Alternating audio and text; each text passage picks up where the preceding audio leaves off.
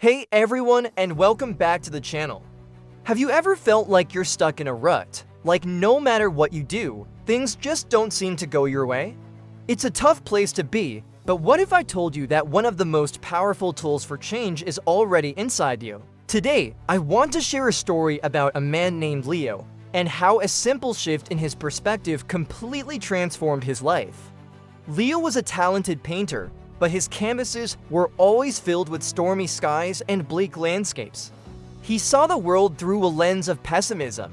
His gallery was empty, his spirits were low, and he felt like a failure. Every rejection letter felt like a final verdict on his talent. He'd spend his days sighing, convinced that luck was a party he was never invited to.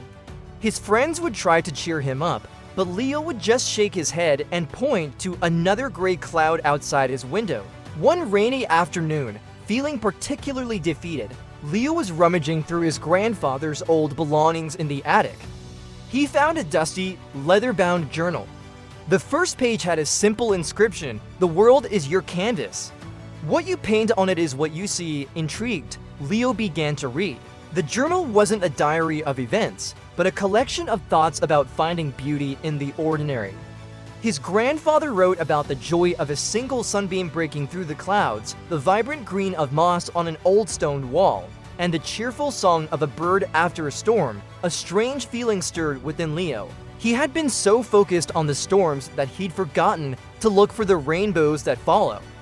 The next morning, instead of his usual sigh, he took a deep breath. He decided to try an experiment. For one day, he would actively look for something positive, something beautiful, no matter how small. He walked outside and noticed, for the first time, the intricate patterns of a spider's web glistening with morning dew. He heard the cheerful laughter of children playing in the park and actually smiled.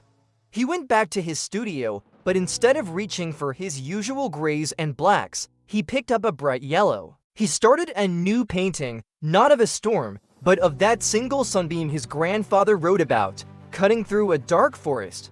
As he painted, something inside him shifted. He felt a spark of hope, a flicker of joy he hadn't felt in years.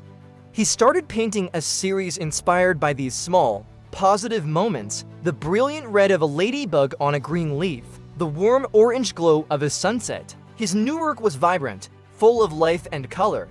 When he held his next exhibition, people were drawn to the energy in his paintings. They didn't just see pictures, they felt the hope and happiness radiating from the canvas. His gallery started to fill up, and for the first time, people were buying his art not out of pity, but because it made them feel good. Leo's life hadn't magically become perfect. The rejections didn't stop overnight, and there were still rainy days, but his attitude had changed. He understood that positivity wasn't about ignoring the bad, but about choosing to focus on the good. It was about realizing that he was the one holding the brush, and he could choose which colors to put on his canvas. So, what's the takeaway from Leo's story? Your mindset is your paintbrush. You have the power to choose what you focus on. You can paint your world with shades of gray, or you can fill it with vibrant, hopeful colors. It all starts with a small choice, just like Leo's, to look for the good. Thank you so much for watching. If this story resonated with you, hit that like button and subscribe for more inspiring content. See you next time.